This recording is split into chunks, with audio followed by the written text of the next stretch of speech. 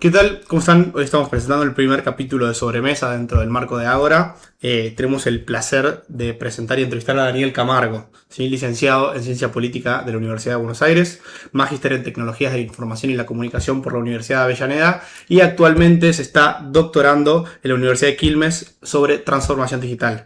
El capítulo de hoy va a versar sobre muchísimas cuestiones relacionadas con cómo se relacionan los estados con las nuevas tecnologías, así que podríamos empezar con esa misma pregunta.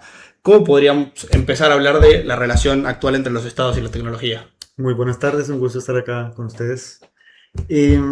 Cuando nosotros pensamos el desarrollo de la contemporaneidad, particularmente la más reciente, vinculada al Estado, es fundamental retrotraerse a la Segunda Guerra Mundial, porque a partir de ahí se va a dar el surgimiento de todo un ecosistema que es el ecosistema occidental, entendiendo que Europa, tras la reconstrucción y el Plan Marshall, se vuelve un apéndice occidental, y las tecnologías de información y comunicación se desarrollan en ese contexto.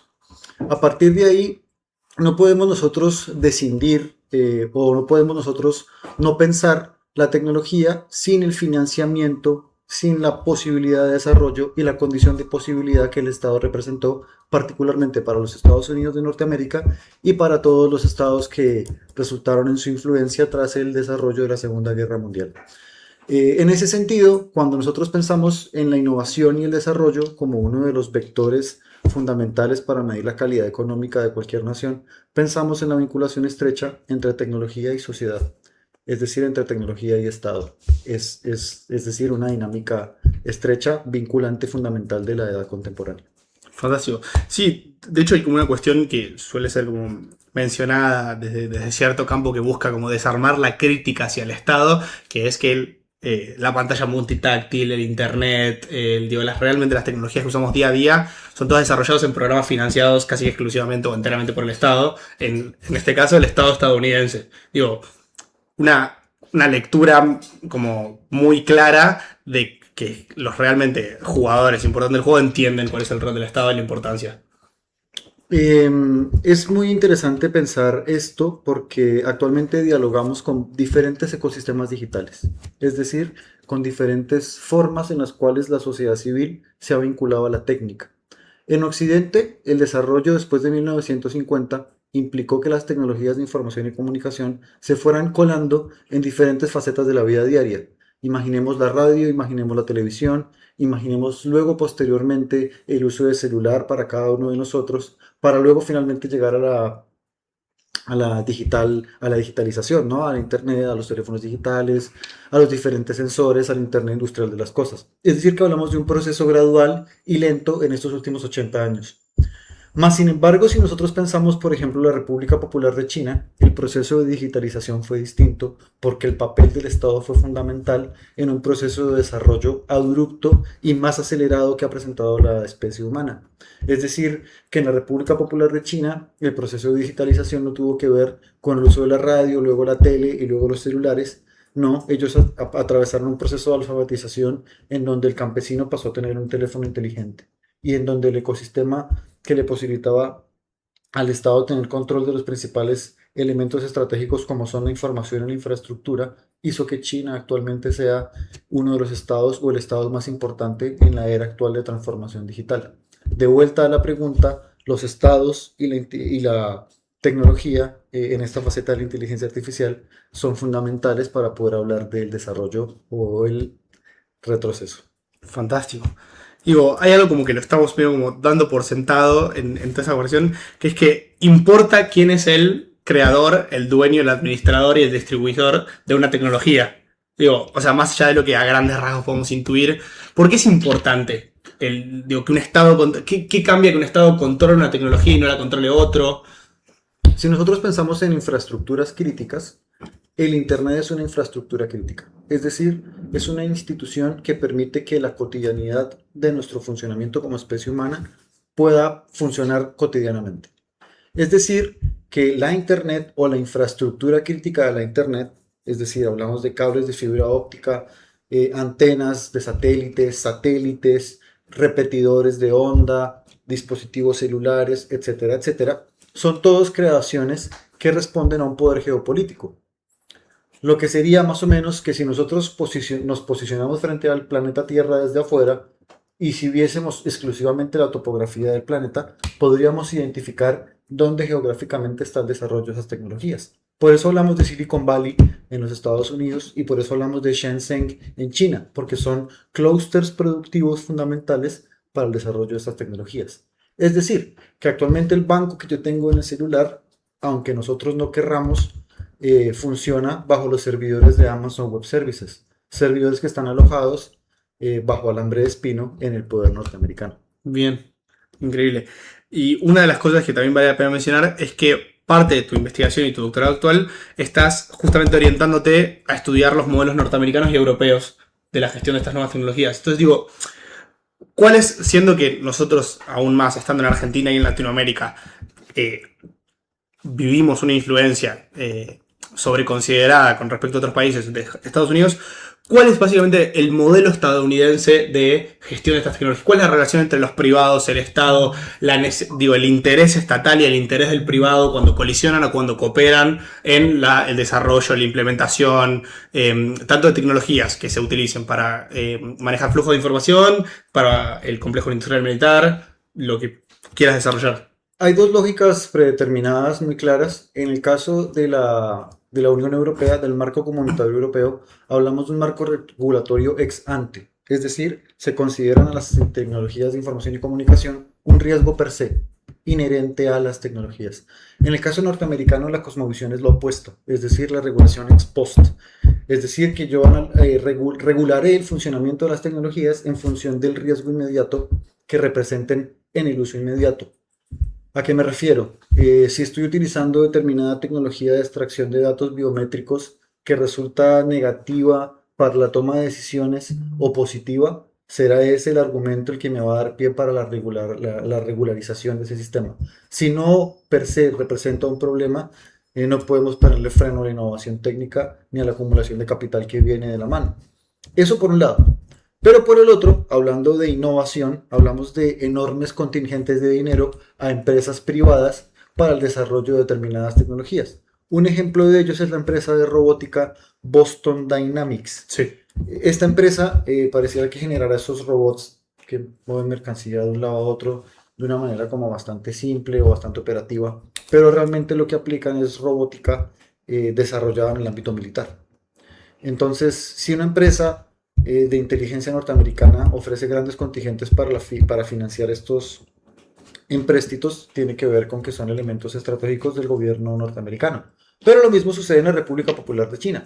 Las grandes empresas del ecosistema digital chino responden a los intereses del partido, con lo cual hablamos de grandes estados que desde perspectivas distintas y geopolíticas distintas tienen por objeto la instrumentalización de la tecnología para sus objetivos estratégicos, entendiendo que un bien estratégico de la actual dinámica de las relaciones internacionales es la inteligencia artificial. Increíble. Creo que podría ser interesante para llegar, como para ir cada vez adentrándonos en un proceso cronológico hasta llegar a la actualidad, un tema que después va a volver, que es cómo se insertan los países del tercer mundo y los del primer mundo en esta especie de división internacional del trabajo y división internacional de qué es lo que aportan al proceso productivo de las tecnologías antes de la aparición de las últimas nuevas inteligencia artificial, procesamientos de datos masivos. Digo, las tecnologías clásicas que conocíamos antes de esta última revolución tecnológica. ¿Cuál era el rol que le tocaba a Latinoamérica, a la Argentina, a los países de Latinoamérica? ¿Cuál era el rol que le tocaba a las potencias? Digo, la oferta que tienen, justamente cómo tienen que suplir o de conocimiento o de materias primas al proceso productivo. Hay un proceso de acumulación por desposesión muy claro, en donde desde América Latina podemos ofrecer solamente, que son las dinámicas más importantes, datos que consumimos nosotros y desarrollamos a través de la lógica digital, y por otro lado minerales críticos.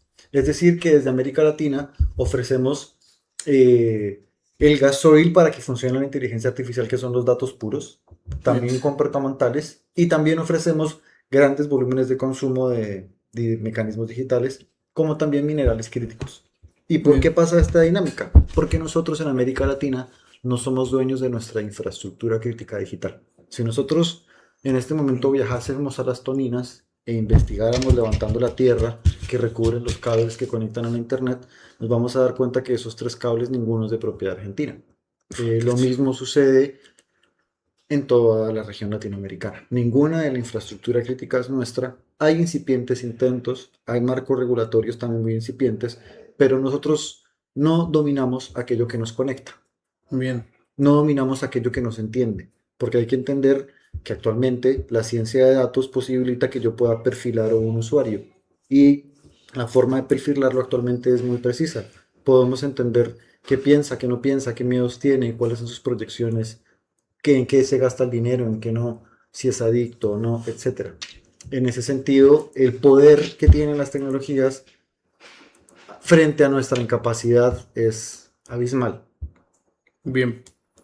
¿Y cuál es el rol entonces? O digo, ni siquiera el rol. Previo al rol, ¿cuál es el margen de acción de un Estado latinoamericano con capacidades deterioradas frente a esta situación? Es un tema de orden jurídico y es que si yo posiciono a un Estado en el medio entre ciudadanos y grandes tecnologías, puedo decirle, por ejemplo, a las grandes empresas tecnológicas, qué están haciendo con los datos, a qué centro de datos van a parar, cuál es la lógica de extracción de información. Estos datos se pueden operar, estos datos no. En este estado se pueden utilizar algoritmos para el entrenamiento de emociones. ¿Y a qué me refiero? Puede que haya una cámara ubicada en determinado lugar de trabajo que en este momento en tiempo real me esté examinando a mí y dictamine si soy depresivo o no, si tengo problemas de alcohol o no, si estoy trabajando o no, si estoy desconcentrado o no. Y en relación a ese algoritmo tomar una decisión de recursos humanos y es determinar si yo soy rentable o no. En la Unión Europea no se permite esto porque se considera que es scoring social, lo cual va en contra de los derechos fundamentales.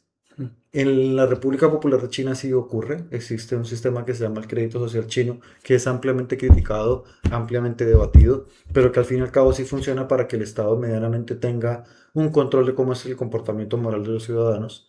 Y a partir de ahí, volviendo a la pregunta, bueno, por ejemplo, el hecho de que el Estado imposibilite que un algoritmo identifique si estoy triste o no, si soy rentable o no, si estoy enfermo o no, hay una cosmovisión distinta y es el derecho o la innovación.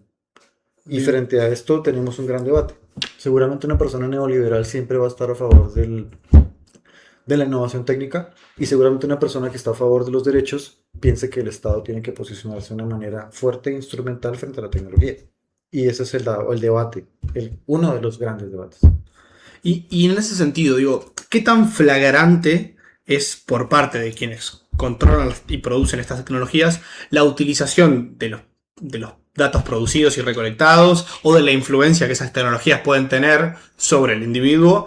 ¿Qué tan flagrante es esa utilización en pos de los intereses, sean digo, geopolíticos o estatales, del Estado que permite que la empresa que produce y gestiona esas tecnologías lo haga? Si no estoy mal, en el año 2019 en Netflix sale un documental que se llama Cambridge Analytica, en donde se logra exponer de qué manera esta empresa de opinión pública, en donde trabajaban informáticos, politólogos, abogados, sociólogos, logra extraer información a través del sistema de Facebook de publicaciones, lo que impactó en 187 elecciones en sistemas de partidos a nivel global.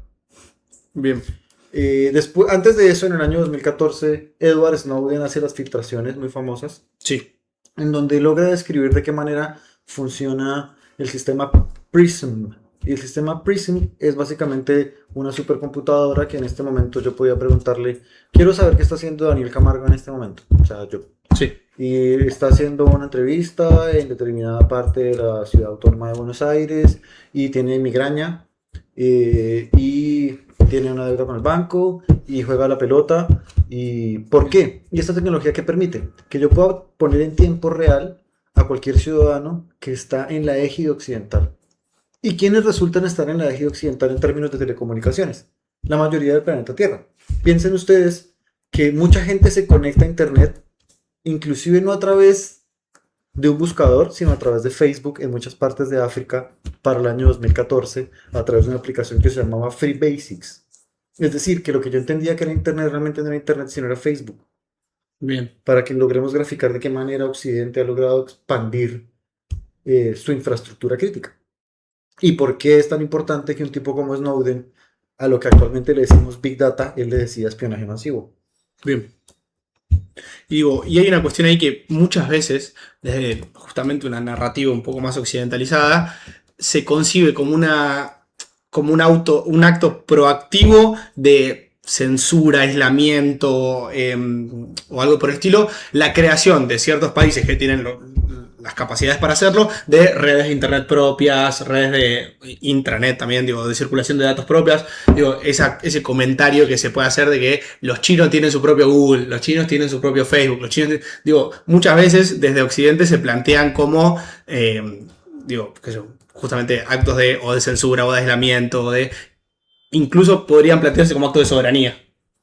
Em, Nosotros tenemos una percepción bastante guiada hacia China y generalmente se habla de un régimen autoritario, ¿no? Se hace como una descripción clásica de diferenciación de sistemas políticos. Sí, Cuando, por ejemplo, se le pregunta a un sinólogo, seguramente diga de China que ellos realmente son es una civilización. sí, Con lo cual, la idea en sí misma del régimen queda desechada y la óptica con la cual miramos a otra civilización tiene una perspectiva distinta.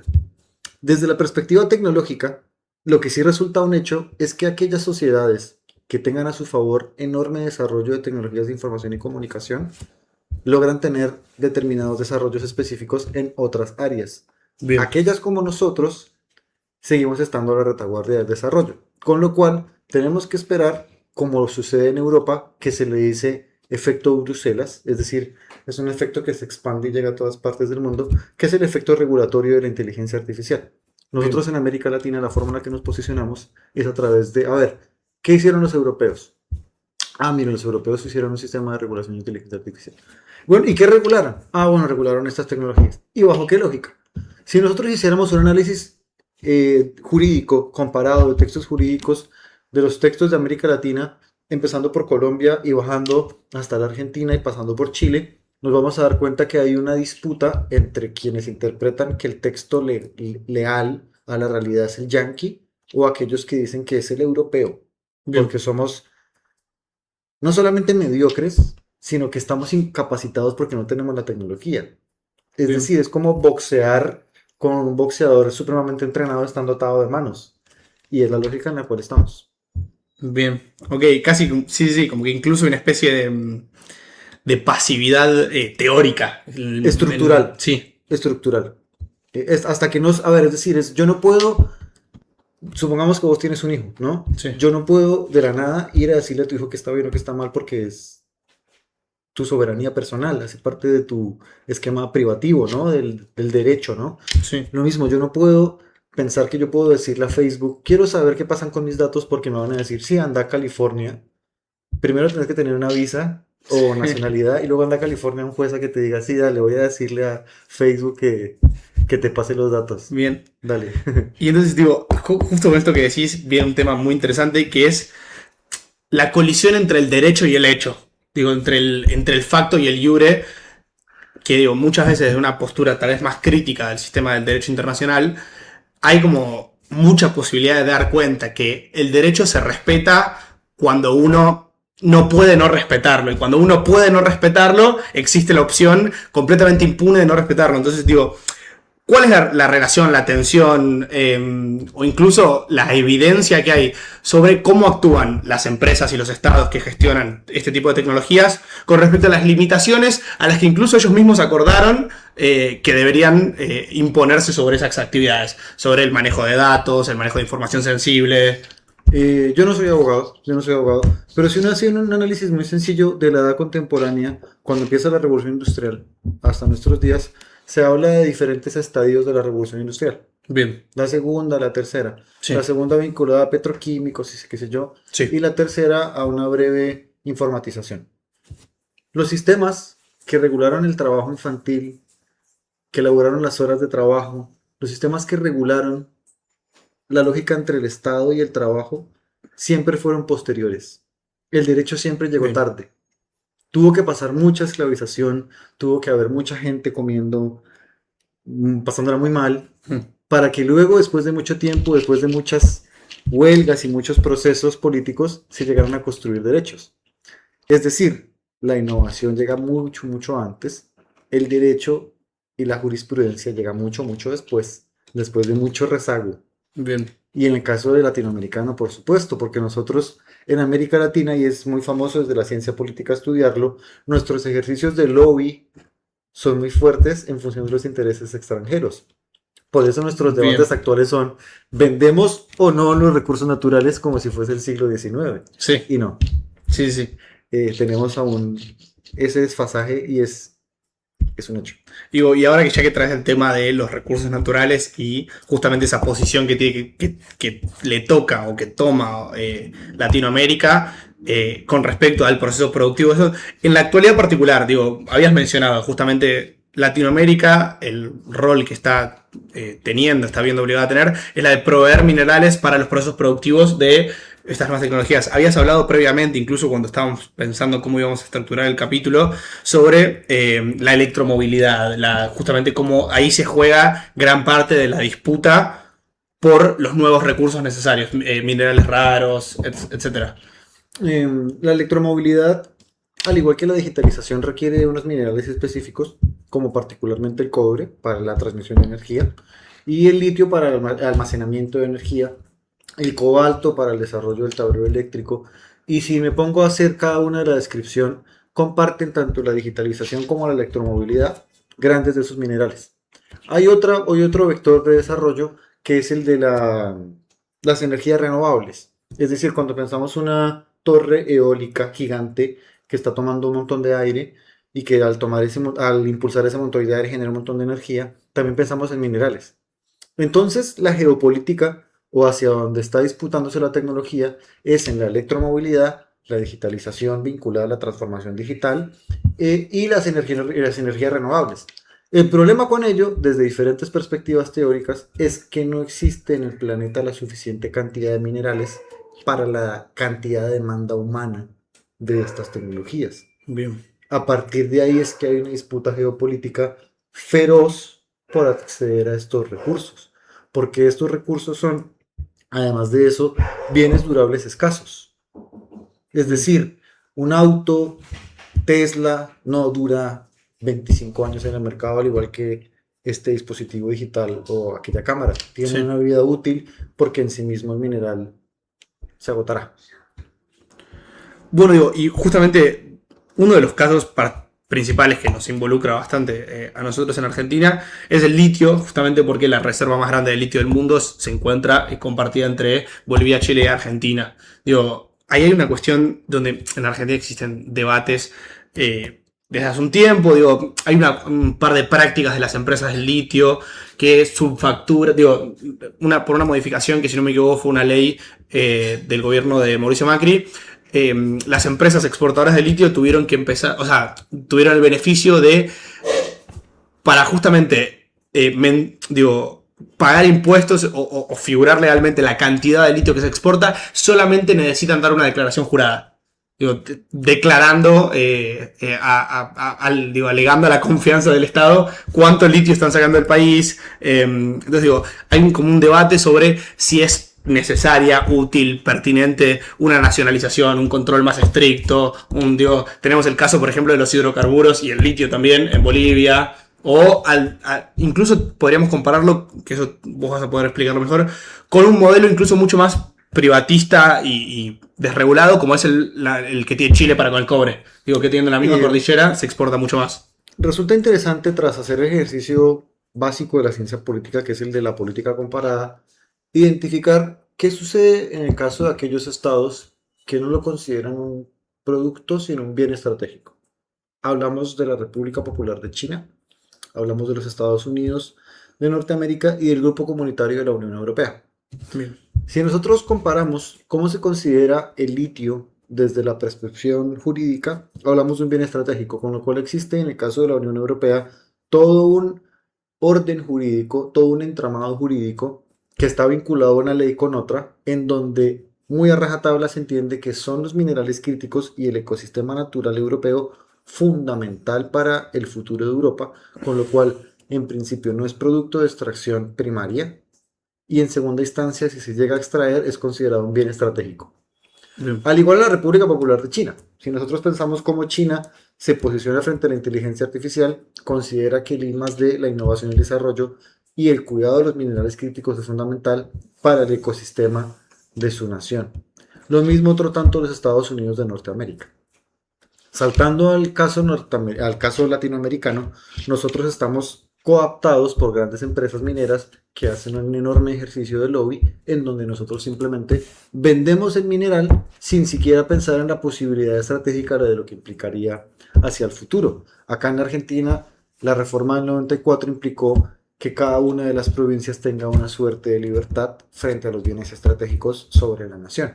Sí. Desde la perspectiva comparada, no dándole un valor, porque no me corresponde hacerlo, bueno o malo, cada quien decide, pero sí estratégico en términos estratégicos en relación a la lupa que ofrece el orden internacional. Y creo que en China te diría, me parece que estás haciendo malos negocios. Efectivamente.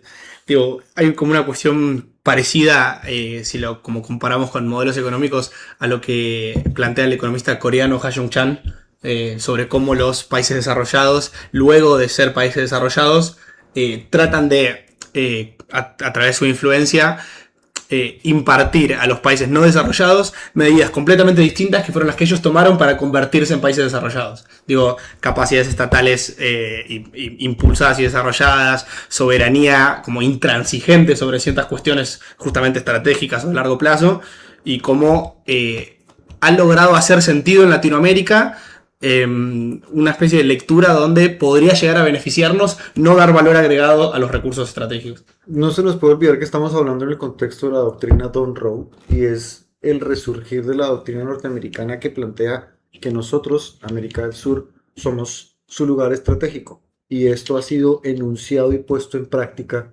de una manera muy clara por parte de la administración de Donald Trump. En esa lógica, nuestros intereses geoestratégicos están vinculados al inmediato presente de la Casa Blanca.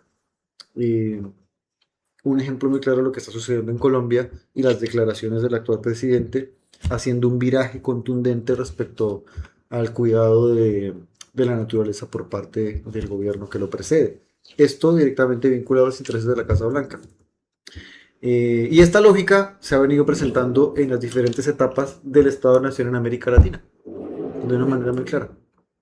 Sí. Digo, hay una cuestión donde, más allá de la cuestión particular de la actualidad diplomática o de justamente del planteo de su rol en las relaciones internacionales, digo, ¿fue históricamente tan cambiante la relación de Estados Unidos para con América de acuerdo a la administración y al enfoque diplomático con respecto particularmente a tecnología y recursos? Digo, ¿es realmente una novedad o fue como una constancia en términos particulares? El gobierno de Joe Biden permitió de algún modo el acercamiento de determinados sectores estratégicos de América Latina a la República Popular de China, mientras que ha sido claro por parte de la administración 2 de Donald Trump la necesidad de expulsar a China de la región. Un ejemplo de ello es el actual acercamiento que tiene el muy inaugural gobierno de Keiko Fujimori, sí. Y su tensión con el puerto de... Sí, el puerto construido por China que gestiona el nombre, al Pacífico. Que hacía parte de una de las rutas más importantes de América Latina y su conexión con China. Entonces sí, estamos en una nueva faceta en donde Estados Unidos es mucho más reaccionario y está, por supuesto, en un momento de declive en el orden internacional, con lo cual está haciendo todo lo posible que puede para no perder la zona de influencia latinoamericana.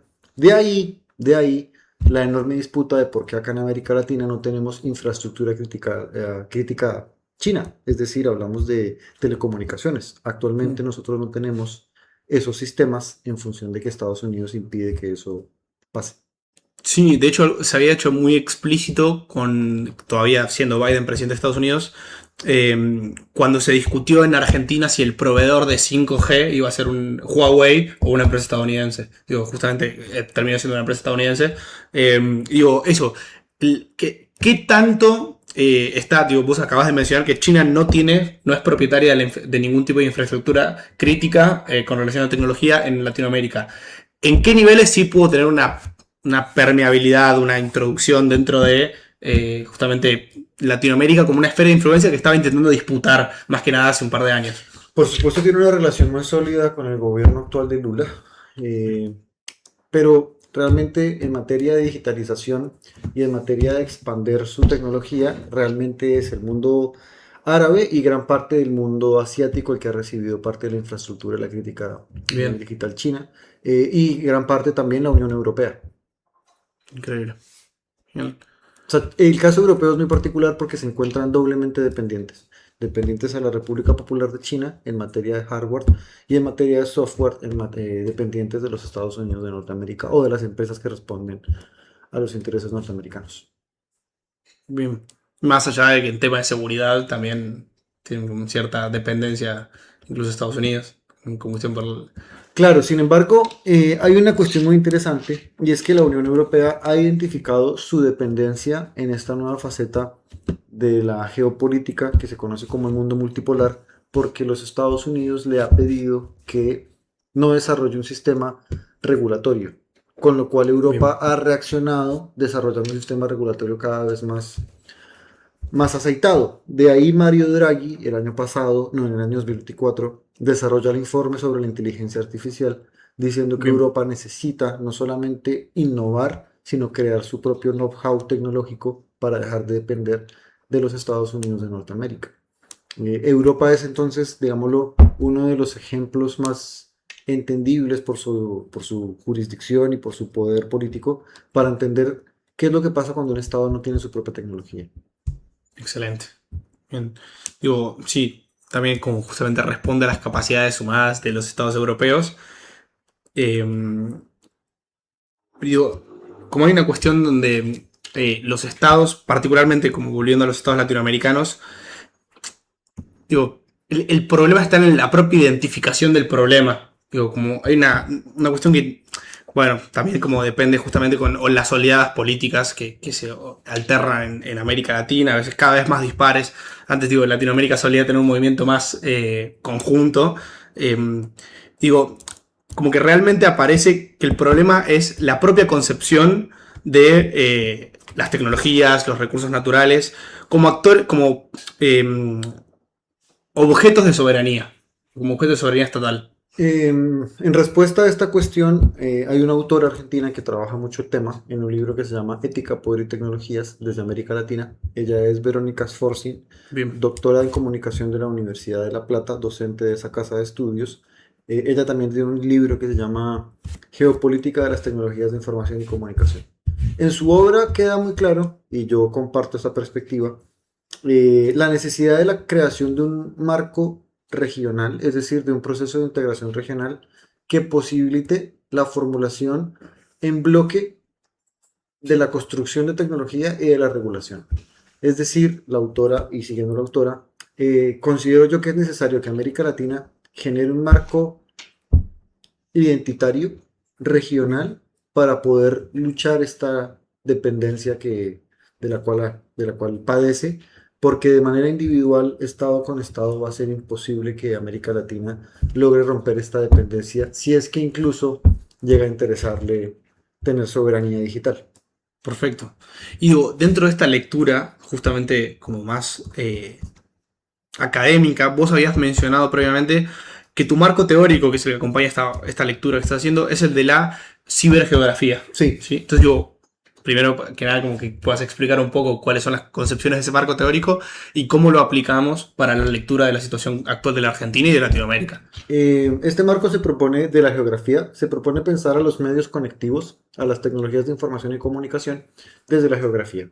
Es decir, que, insisto, si yo viera un mapa desnudo de manera tecnológica, digámoslo, imaginándolo, y logro identificar en dónde surgen las tecnologías de información y comunicación, voy a poder lograr determinar de qué manera la geopolítica determina el desarrollo de la Internet y esta última etapa de la inteligencia artificial que yo bautizo como transformación digital, o yo no, sino toda una escuela de pensamiento. Bien. Con lo cual, si queremos pensar el desarrollo de esta etapa que es la más revolucionaria de la especie humana, la manera indicada es pensarlo de manera geográficamente determinada bajo la lente de cómo fue, bajo qué contexto, bajo qué intereses y bajo qué lógica económica se reproduce esta faceta tecnológica tan importante.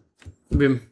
Y digo, justamente como para desarrollar, digo, uno más o menos puede imaginarse a qué uno se refiere cuando dice transformación digital, pero a qué amplitud de procesos nos estamos refiriendo. La transformación digital, o si nosotros pensamos la digitalización, o mal llamada digitalización, Pensamos en cómo la tecnología se ha vinculado en diferentes facetas de nuestra vida. Actualmente, la universidad, el sistema educativo, el sistema de salud, el sistema de transporte, el sistema de gestión de riesgos, los sistemas aeronáuticos, etcétera, etcétera, todos están vinculados a esta etapa de transformación digital.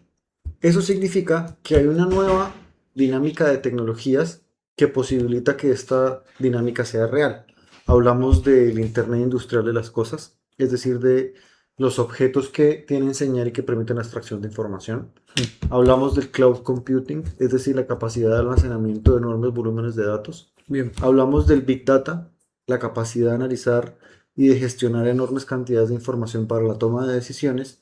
Y hablamos de la automatización en la toma de decisiones, es decir, de robots entrenados que a través de los sistemas de gestión de información tomen decisiones de manera automática, autónoma y de manera mucho más eficiente que los seres humanos.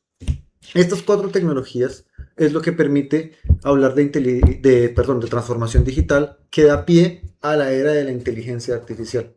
Porque nosotros no podemos pensar la inteligencia artificial sin los datos y no podemos pensar los datos sin el consumo del usuario. Es decir, que es una cadena de tecnologías que responden a cómo nosotros los seres humanos actuamos y en función de nuestra acción, de nuestra agencia, la inteligencia artificial replica. Bien. Pero bueno, este escenario particular, la manera adecuada, o por lo menos desde un humanismo digital, se plantea es transformación digital y no digitalización. Porque digitalización sería como muy ambiguo, ¿no? No realmente describe de manera adecuada qué es lo que pasa. Y digo, hay una cuestión que es de todo este campo de tecnologías, la utilización, como la disponibilidad del Estado para la utilización de esas tecnologías a través de que justamente los desarrollos de tecnología sean o financiados o en aventuras simbióticas, digo, desde el Estado con empresas privadas, y cómo estos estados disponen de esas tecnologías para defensa, seguridad, control, vigilancia social.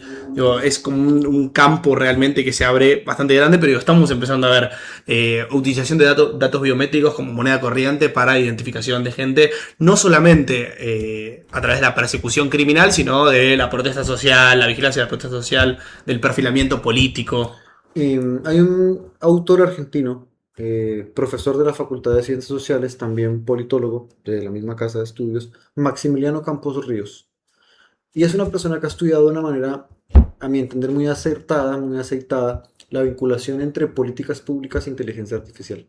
Su obra, que me parece muy positiva, habla de todos los beneficios en la gestión de lo público vinculados a las nuevas tecnologías. Bien. El autor también resalta algo que yo también comparto de otras perspectivas teóricas, y es que, suponiendo que el Estado es neutral, que no lo es, contrata a estas grandes empresas tecnológicas que tampoco son neutrales. Bien. Por poner un ejemplo, supongamos que un Estado cristalizado en un hospital contrata un sistema de Amazon Web Services para la gestión de información en la nube. Ok. Es decir, que es el Estado subalquilando un servicio a un privado, entendiendo que el privado lo gestiona mejor y de una manera más eficaz y más barata. Bien. En efecto sí pasa, pero ¿cuál sería el problema de fondo en esta lógica? De vuelta, que ahora los datos que son tan importantes de un hospital van a estar en la casa de Jeff Bezos. Bien.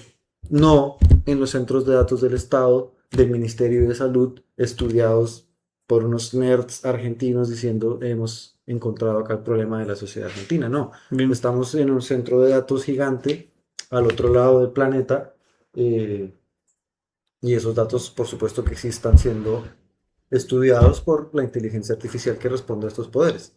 Entonces el debate es enorme y es ¿qué gobernador, qué intendente, qué alcalde no quiere subirse a la inteligencia artificial? Posiblemente ninguno. Todos te dicen, no, hay que tomar inteligencia artificial para... ¿Y quién está dispuesto a no pagar con la dependencia tecnológica? Posiblemente ninguno. La pregunta es, ¿podemos nosotros liberarnos de esta dependencia o podemos desarrollar nuestro propio sistema? Es un reto, por lo menos desde lo público. Bien. Y por ejemplo, digo, en esta simbiosis que se da y especie de privatización de aspectos estratégicos sensibles, incluso muchas veces de la sumatoria de informaciones privadas o íntimas o incluso ya actualmente legalmente protegidas de los individuos de una sociedad.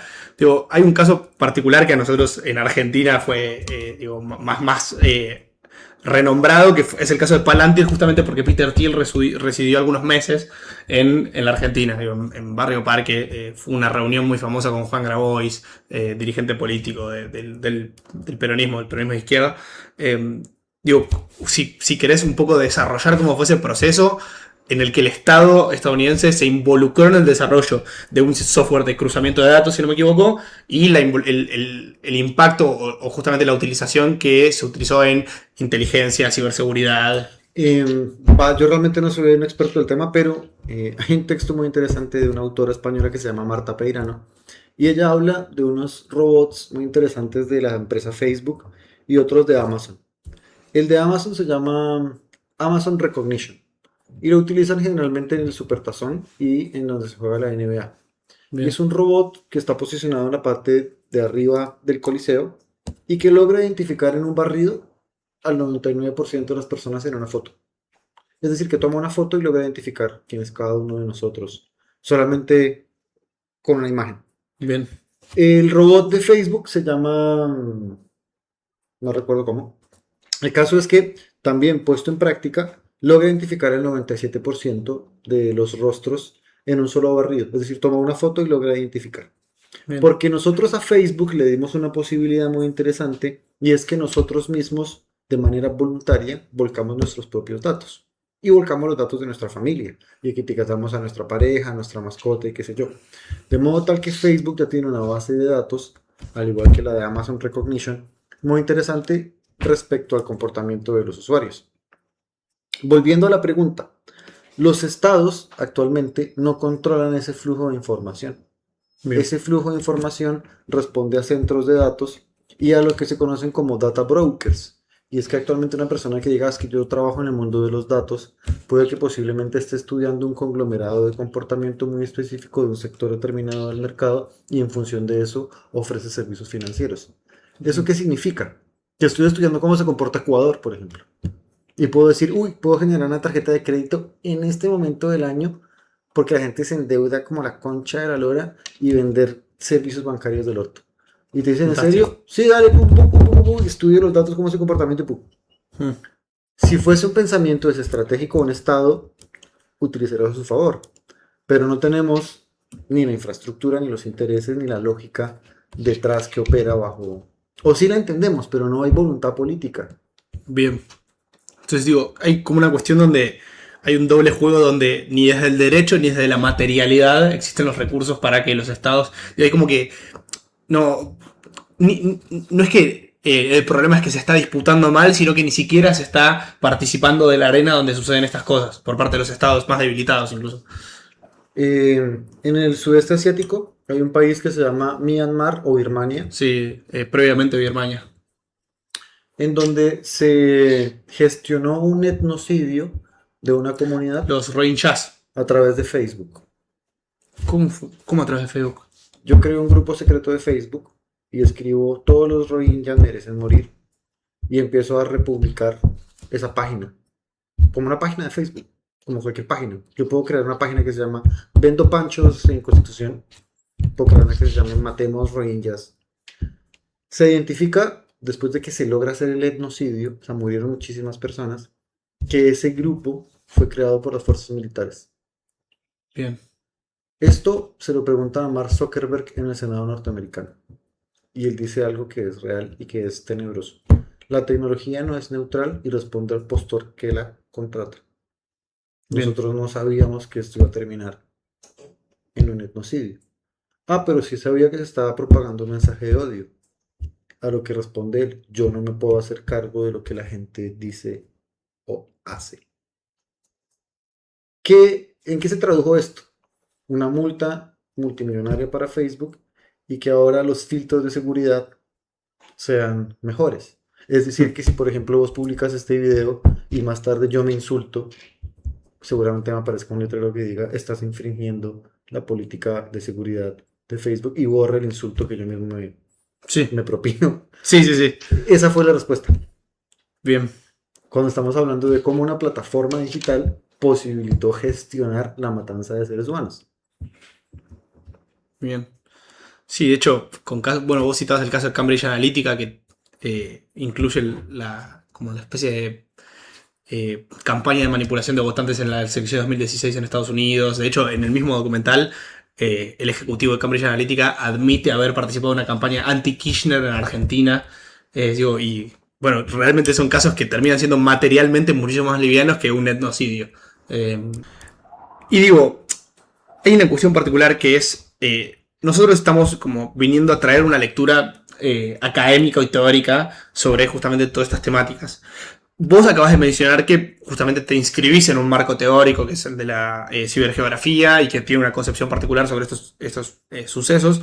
Digo, ¿cuál es el estado del arte actual, digo, la escenografía de la academia con respecto a estos temas? Muy interesante. Existe el marco teórico de la economía de la atención, el capitalismo de plataformas, la industria 4.0, el humanismo digital, el tecnofeudalismo, muy famoso en estos De días, Giannis Varoufakis, sí. el tecnoceno, la era de la información, y podría continuar. En ese sentido, lo que Sí, resulta muy interesante es que en la academia aún no existe un consenso generalizado para poder dialogar con la etapa más revolucionaria de la especie humana. Lo que sí existe de bien. una manera muy clara y coherente en cada uno de estos marcos teóricos es la necesidad de preponderar al ser humano frente al desarrollo de la inteligencia artificial y la técnica, entendiendo que estamos cediendo no solamente nuestra información de manera voluntaria, sino nuestra capacidad de agencia. Agencia que nos ha caracterizado en la era anterior análoga de una manera muy característica a los seres humanos. Bien. Eh, con lo cual creo que aquella persona que esté interesada en entender esto podrá recibir grandes guías o críticas o elementos de toma de acción si decide acercarse y beber alguno de estos marcos teóricos. Bien, digo, me parecía interesante hacerte una pregunta sobre una repregunta sobre el tecnofeudalismo, de un concepto desarrollado por Varoufakis, que si nos hacemos una especie de desvío humorístico, puede saber de modos de producción de mundiales y de fútbol, no, o sea, hemos notado que no es su especialidad.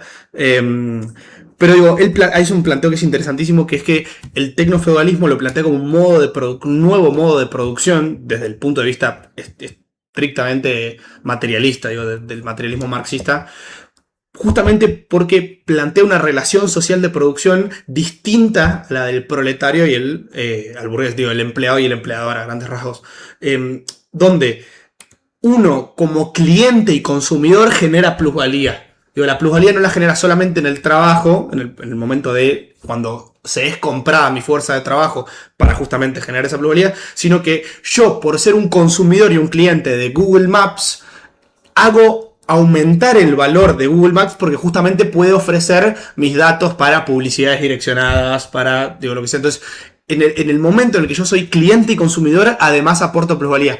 Hay una cuestión, una salvedad que se puede hacer, que es que para hablar de que hay un nuevo modo de producción, esa relación social de producción tiene que ser la imperante en el proceso productivo. Digo, que para nada lo es. Pero digo, aparece una... Digo, ¿cómo analizás eso? Digo, que realmente Sí. una relación Es muy interesante porque, por ejemplo, supongamos que a mí me cae mal, muy mal, Jeff Bezos. Bien. Y yo digo, ese tipo y yo no quiero nada que ver con ese tipo. Y resulta que a mí me pagan, ¿no? Me pagan el salario. ¿A dónde me pagan? En un banco. En un banco. Y resulta que el banco contrata Amazon Web Services. Así que a lo cual me dice Jeff Bezos, no te caigo bien.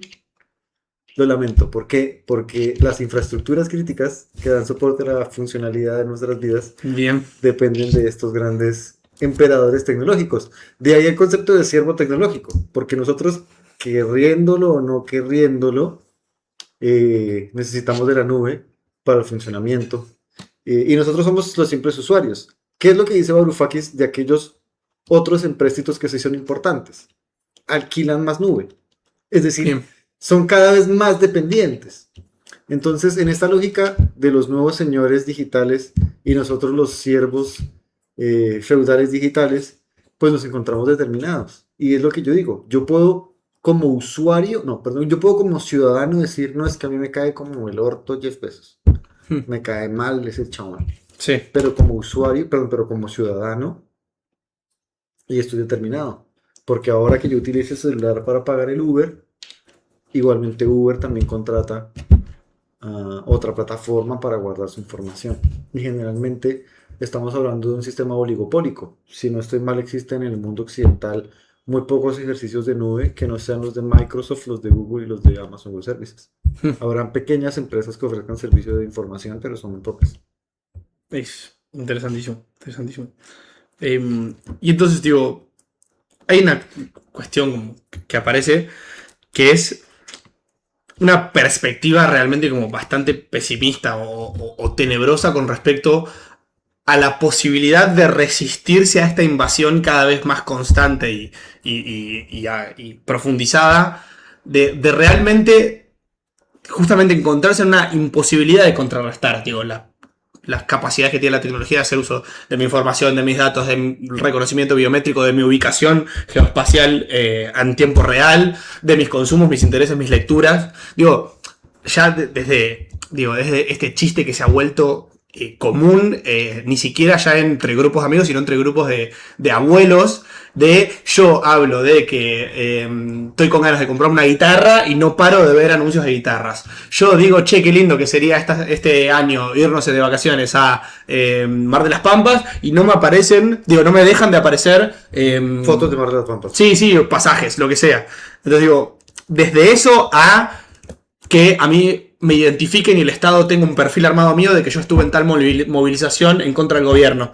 Digo, no sé, desde la inteligencia estatal o hasta no sé, el Ministerio de Seguridad utiliza para cercenar las libertades de expresión, las libertades individuales, incluso dentro del paradigma liberal clásico que nuestra constitución adopta. Se ven justamente como invariablemente cercenadas. No se nos puede olvidar que el debate entre neutralidad tecnológica y no neutralidad tecnológica ya está saldado cuando las tecnologías permiten que yo gestione un etnocidio y la persona que va a juicio diga la tecnología no es neutral. Es decir, Bien. si el ejemplo del juicio es tan claro porque la persona que es juzgada dice y enuncia, es que quien habló de neutralidad, somos una empresa publicitaria. Bien. Vos podés, dentro de la lógica comercial y determinadas reglas, ofrecer un servicio.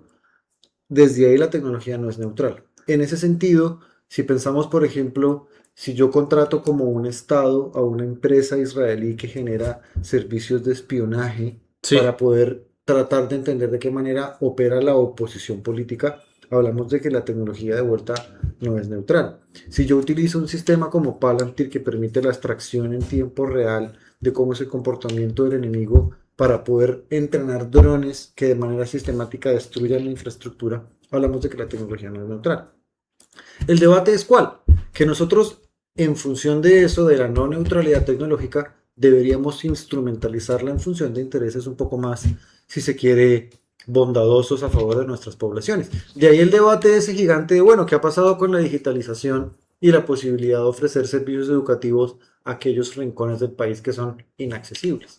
Que es uno de los grandes debates actuales. Realmente es un problema que la gente no tenga acceso al cómputo o al hardware o al software.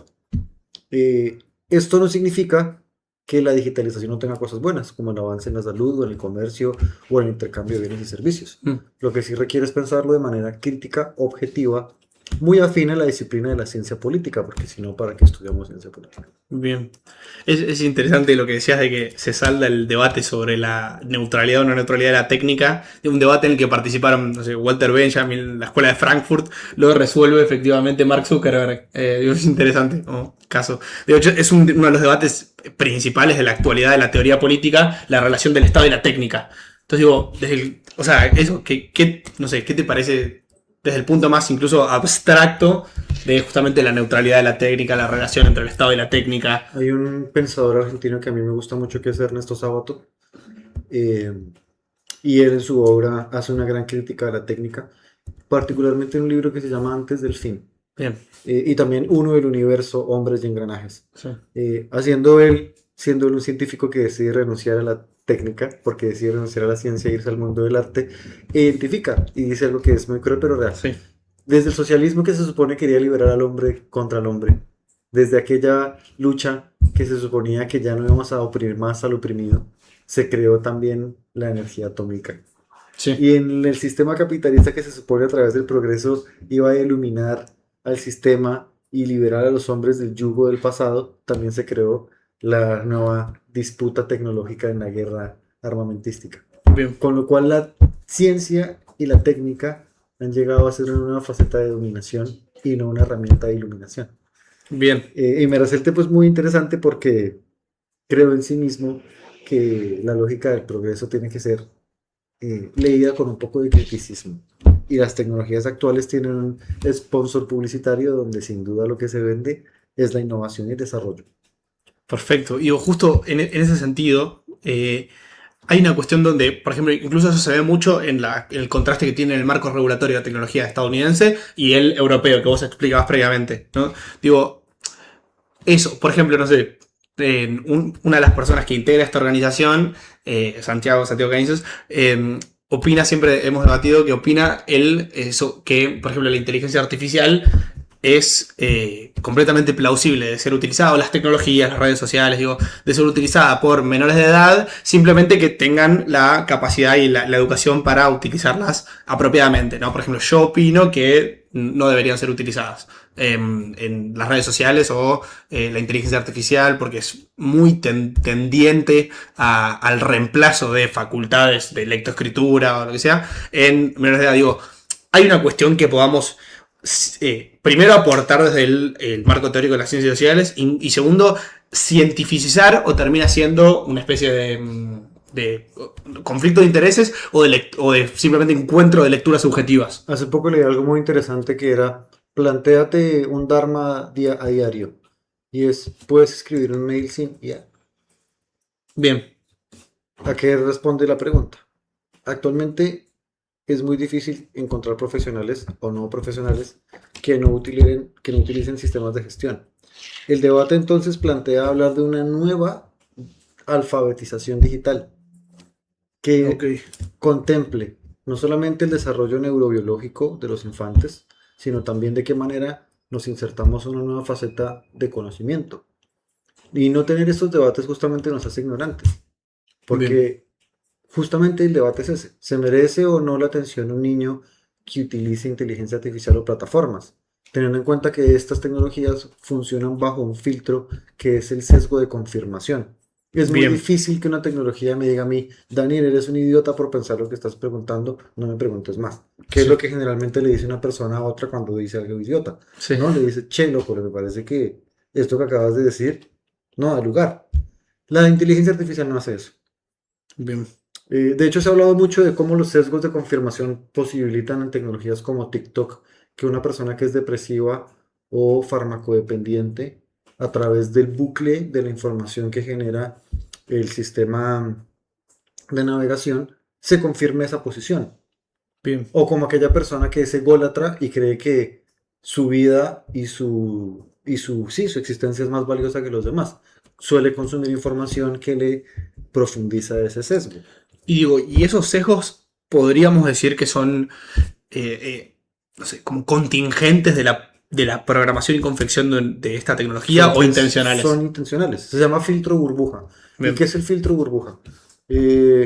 Cuando yo dialogo en internet, la impresión de la interfaz gráfica me hace pensar que yo estoy dialogando con toda la internet.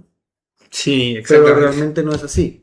Estoy dialogando con los datos que previamente el Big Data identificó que yo consumía y que luego me genera para que yo siga consumiendo. Es decir, estoy navegando en un filtro. Es como si tuviese una burbuja en mi cognosis que me hace pensar que estoy dialogando con diferentes internets o diferentes ecosistemas cuando realmente estoy dialogando con un sistema de información pensado y dirigido y prefigurado para mí. Perfecto. Excelente. Digo, o sea, a grandes rasgos, yo creo que se abren como dos campos, digo, más como justamente luego de pensar la actualidad y el presente, proyectando a futuro, que es primero como una especie de dadas las situaciones y la disposición de los actores realmente importantes en estos campos. ¿Qué podríamos decir que es como una perspectiva probable con respecto a la relación con las libertades individuales y la tecnología, con digo, la posibilidad, digo, incluso nosotros como politólogos, pensar la acción política, digo, la acción política en un régimen que realmente tiene todas las herramientas absolutas para conocer cada una de las cosas que hacen sus ciudadanos, digo, que piensan, que consumen, que leen y que opinan. Es una pregunta que me excede, sin duda alguna, por el nivel de dificultad, pero de vuelta yo creo que es fundamental la alfabetización digital. Creo que es un momento fundamental en relación a que estamos sobreexcedidos de información para tener ahora sí un pensamiento crítico de una manera profundamente clara. Eh, y por otro lado, bueno, el consumo responsable de la tecnología lo considero muy difícil porque ¿quién de nosotros está dispuesto a no usar es la tecnología? Eh, es muy difícil que realmente exista una persona que esté desconectada. Es muy difícil que una persona que no utilice plataformas. Es muy difícil que una persona actualmente no se vincule sexoafectivamente si no es a través de Tinder. Es muy difícil que una persona actualmente no reciba clase digital. Es muy difícil que nadie te pague con transferencia bancaria. La pregunta es, ok, si estamos determinados por la tecnología, ¿hasta qué punto nuestra vida está determinada por la tecnología? Bien. Y en ese sentido, Eric Sadin en ese libro, Sadan, Realidad Aumentada, plantea algo muy interesante. Dice, se hizo una copia digital del mundo análogo, sin embargo estamos algorítmicamente administrados por un mundo digital viviendo un mundo análogo. O es que el pollo que te comes Sí, sí, es sí. digital. Bien. O es que cuando te caes de la bici te pegó un algoritmo en la cara. No. Bien. Entonces dice, bueno, estamos siendo administrados algorítmicamente y viviendo un mundo de Sí. vida real. Entonces, bueno, ¿hasta qué punto vos estás siendo algorítmicamente administrado? Es una pregunta para todos, ¿no? ¿Hasta qué punto realmente la toma de decisiones que yo estoy haciendo es Bien. Daniel? Pues acá el demonio y acá el angelito diciéndome, haz esto u otro, que es realmente las grandes empresas tecnológicas. Bien. Digo, dentro de esta perspectiva, de esta como mapeo de situación que hemos intentado hacer a lo largo de la entrevista, ¿cuáles son como los puntos centrales de acción y de preocupación de un individuo y los puntos centrales de preocupación y de acción de un Estado? O de un Estado debilitado con capacidades reducidas como el nuestro. Considero que los debates de privacidad, regulación y riesgo de la inteligencia artificial no tienen que ser del ámbito privado, son del ámbito estatal. Bien. Como no se están dando, son las universidades y estos pequeños espacios donde se da pie para esto que considero que es fundamental. Sin embargo, esa disputa debería estar en el seno estatal. Bien. El riesgo, considero, insisto, una vez más, hasta qué punto nuestra toma de decisiones es realmente autónoma e independiente, o estamos en una nueva era en donde, queriéndolo o no, estamos siendo administrados por una potente máquina muy capaz. Creo Bien. que el reto es ahí. Eh, y muchos de otro orden, por ejemplo, mucha gente actualmente, y se habla mucho de eso, está modificando el comportamiento de su cerebro, ¿no? Estamos durmiendo cada vez menos horas, estamos leyendo cada vez menos horas, estamos Ok. cada vez más expuestos a pantallas digitales, tenemos cada vez problemas más cervicales, ¿no?